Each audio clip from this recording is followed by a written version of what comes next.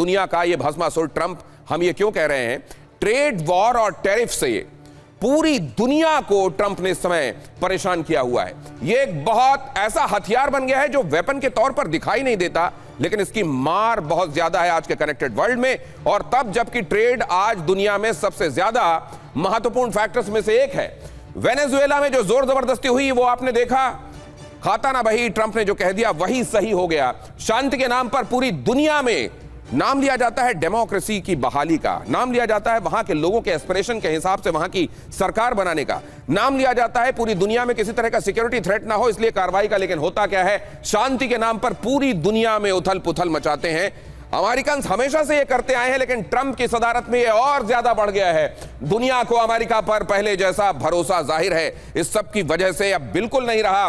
WTO, WHO, NATO का, बल्कि आप कह लीजिए यूनाइटेड नेशंस भी इसमें गिन लीजिए, इन सब का भरोसा वहां जहां अमेरिका मुख्य भूमिका में रहा है उन सब ऑर्गेनाइजेशंस और इंस्टीट्यूशंस को एक तरीके से अब रिडंडेंट या डिफंक्ट माना जा रहा है।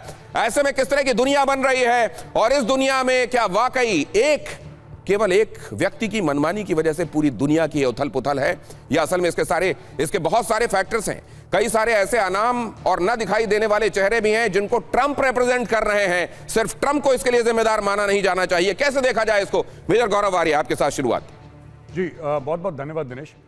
दो तीन चीजें हैं जो मैं यहाँ पे रखूंगा आपके सामने। सबसे पहली बात तो ये है कि अभी अभी खबर आई है, मैं देख रहा था जब मैं वेट कर रहा था आपका, कि indefinitely Russian oil, indefinitely American जो हैं वो वेनेजुएलन ऑयल को कंट्रोल करेंगे, ऐसा ट्रंप का कहना है। पहली चीज तो वो कब वहां से निकलेंगे? आपने बोला कि दाएं बाएं कर दिए कई मिलियन बैरल्स ऑफ ऑयल, उसने बोला है कि इनडेफिनेटली हम कंट्रोल करेंगे, तो ये बात है। दूसरी चीज आपने बिल्कुल ठीक बोला कि इसमें जो पूरा मामला है, रशिया से तेल लेता है, चाइना वेनेजुएला से लेता है, ईरान से लेता है, और तीनों की ओर बहुत जबरदस्त अमेरिकन प्रेशर है। यानी कि अगर आप चाइना को वैसे कंट्रोल नहीं कर पाए तो आप ऐसे कंट्रोल करिए। यानी कि अगर चाइना आपकी बात नहीं मान रहा है, ये चाइना लाइन पे नहीं आ रहा है, चाइना वो काम नहीं कर रहा है जो डोनाल्ड ट्रंप चाहता है, तो चाइना की लाइंस ऑफ एनर्जी कट कर दी।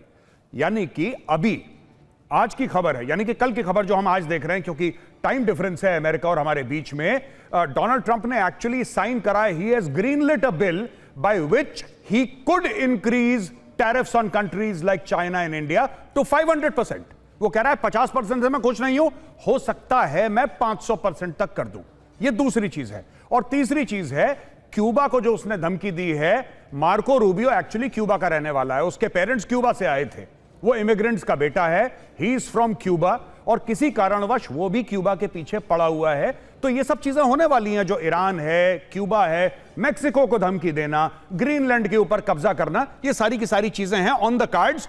और एक और बात बता दूं दिनेश भाई आपको, ये सारा का सारा जितना भी खेल होना है ये इस साल के एंड तक होना है, 2026 में होना है, क्योंकि अमेरिका में शायद अक्टूबर या नवंबर में मिड टर्म पोल्स हैं। और ट्रंप का बयान है कि अगर मैं मिड टर्म हार जाता हूं तो डेमोक्रेटिक पार्टी वाले मुझे इंपीच कर देंगे, मुझे निकाल देंगे व्हाइट हाउस से, इसीलिए यह सब करना है कि मैं वोट जीतूं। ये बहुत बड़ी बात मेजर गौरव आर्य ने जो कहा वो और तफसील से आगे आपको बताऊंगा कि ये क्या है, मिड टर्म वाला मामला क्या है, कैसे डेमोक्रेट्स का एक बार फिर से मजबूत होना ये इंपीचमेंट की तरफ ले जाएगा मामले को, और कैसे महाभियोग के बाद ट्रंप के लिए मुश्किल बढ़ने वाली है। इसलिए जितनी उथल पुथल करनी है उससे पहले कर लो। लेकिन इसमें क्या ट्रंप इस बात का ख्याल रख रहे हैं कि इसके भीतर वो करेंगे तो दुनिया में फिर भी युद्ध नहीं होंगे, शांति बनी रहेगी, या इसके बियॉन्ड करेंगे तो हालात हाथ से बाहर निकल जाएंगे? क्या इस बात का कहीं कोई ध्यान है? जरा ये खबर देखिए शुभदा चौधरी, उसके फौरन बाद मैं आपके पास आने वाला हूं। समंदर में अमेरिका रूस के बीच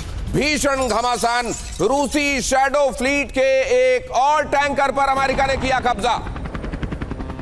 अंतरराष्ट्रीय समुदाय में MT सोफिया टैंकर पर नियंत्रण, रूस के टैंकर को अमेरिका ले जा रहा है, यूनाइटेड स्टेट्स, असल में कोस्ट गार्ड ले जा रहे हैं इसको।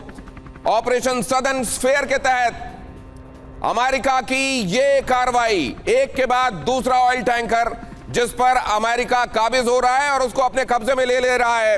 क्या शुभदा आपको यह लग रहा है कि ये रशिया इसको हैंड्स डाउन लेता चला जाएगा? देखिए दिनेश जी, रशिया इसको हैंड्स डाउन लेगा नहीं, और बेला 1 जिसने कैप्चर किया है यूएस ने, 3 ऑयल टैंकर्स को अभी तक कैप्चर किया है, जिसमें से बेला 1 में सबमरीन न्यूक्लियर रिएक्टर्स थे, ऑयल नहीं।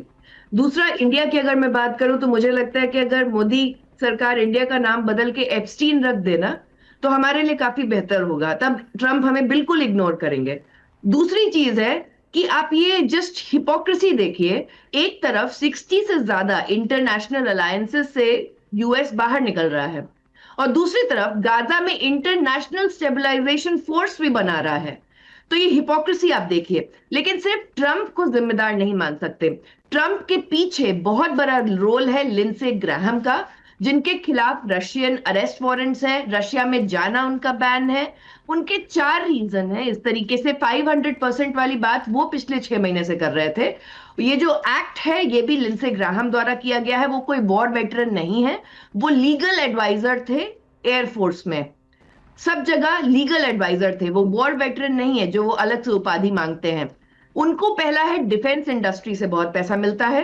डिफेंस इंडस्ट्री में आती है Boeing, Lockheed Martin, Northrop government और जनरल इलेक्ट्रिक। दूसरा है उनके पॉलिटिकल कैलकुलेशन। 2015 में वो खुद प्रेसिडेंशियल नॉमिनी थे, हट गए। उन्होंने ट्रंप को काफी जैकएस, कुक, पता नहीं क्या क्या बोला था। और उसके बाद 2017 के मार्च में ट्रंप के साथ गोल्फ खेलना इनका शुरू हो गया। ये जो है लिंडसे ग्राहम, इनके पॉलिटिकल कैलकुलेशंस बहुत इंटरेस्टिंग है। आपको याद होगा 2016 में हिलरी क्लिंटन के ईमेल्स लीक होते हैं। रशिया ने तो लिंडसे ग्राहम का भी किया था हाईजैक, पूरा ईमेल पूरा हैक किया गया था। उनका लीक नहीं हुआ, वो न्यूज में नहीं आया। तीसरा है इनका अपना पर्सनल एम्बिशन है। इनको खुद व्हाइट हाउस के लोग बोलते हैं कि एटलीस्ट 2 वीक में एक बार व्हाइट हाउस आए, क्योंकि हमेशा व्हाइट हाउस में रहते हैं। तो और तीसरा, इनका इन्फ्लुएंस ट्रंप पे बहुत ज्यादा है। सबसे इंपॉर्टेंट है यूक्रेनियन बॉन्ड बिजनेसमैन लेन ब्लावेत्निक ने इनको largest single financial donation. Shubhada ji, आप ये कह रही हैं 2015 से ये सारे लोग मिलकर ट्रंप की स्कीम ऑफ थिंग्स को लागू करते हैं, या मार्को रूबियो हो या लिंडसे ग्राहम हो, इनके अपने डिजाइन असल में ट्रंप के जरिए कल्मिनेट होते हैं? क्या होता है ये आप बताइएगा जरा, आपके पास मैं जब आगे आऊंगा।